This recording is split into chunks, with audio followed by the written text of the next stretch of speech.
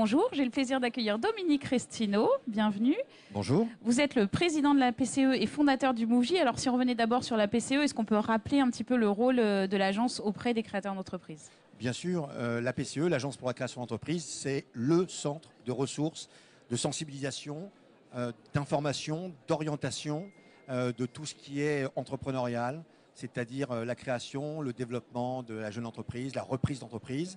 C'est un site, bien évidemment, où 11 millions de visiteurs sont allés l'année dernière.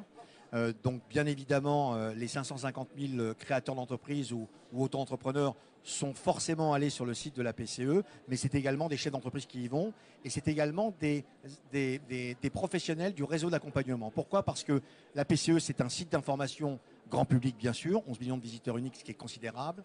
C'est également tout un intranet concernant le marché professionnel et les réseaux d'accompagnement.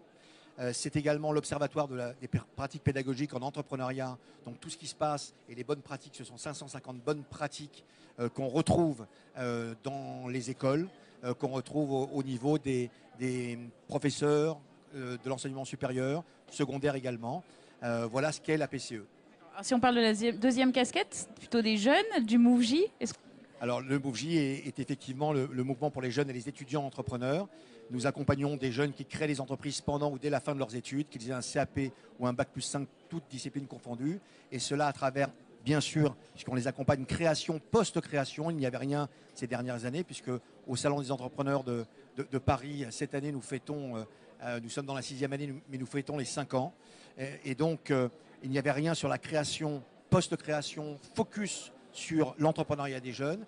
C'est ce que nous avons fait depuis quelques années et nous les accompagnons à travers un programme de mentorat pour entrepreneurs, plus un pôle d'experts métiers bénévoles puisqu'un mentor n'est pas un conseiller.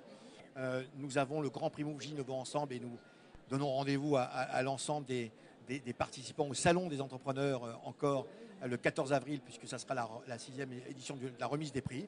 Et puis nous essaimons effectivement en région le MoveJ pour accompagner ces jeunes qui créent les entreprises et qui créent les emplois. Alors puisqu'on parle de jeunes et de création d'entreprises, vous avez publié une étude, un baromètre. Est-ce que vous pouvez nous donner un petit peu les grandes lignes? Bien sûr, alors c'est le baromètre MoveJ, Opinionway, CIC, APCE. Qui existe depuis 2009, depuis l'origine. Et ce baromètre sort à peu près tous les 15-18 mois. Ce qui est intéressant, c'est de voir comment ça s'est passé, et notamment à travers ces années plutôt difficiles. Alors, il y a un autre sondage qui est sorti, qui parle de l'entrepreneuriat des Français, globalement, où ça baisse. On est à 25%, globalement, les Français qui souhaitent toujours créer ou reprendre une entreprise.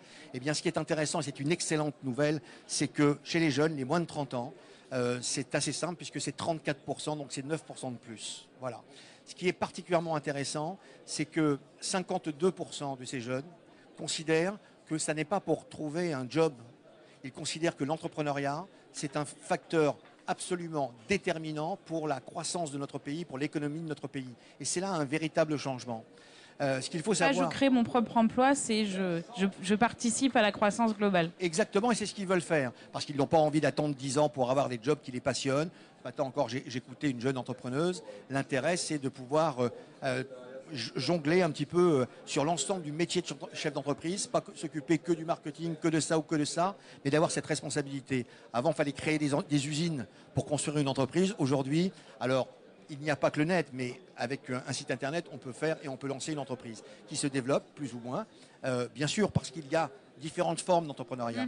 Au MoveJ, c'est ça qui est intéressant, parce qu'à travers ces chiffres-là, c'est l'échantillon que nous avons avec Opinionway, mais on a une base qui est de 3 100 000 lycéens professionnels et étudiants. Ce qu'il faut savoir, c'est que les lycéens professionnels se voient encore plus que les étudiants à créer ou reprendre une entreprise. Et là, on a un enjeu pour la reprise d'entreprise, notamment sur les secteurs et des activités du bâtiment, des activités manuelles, où il y a véritablement des métiers à garder sur nos territoires en même temps.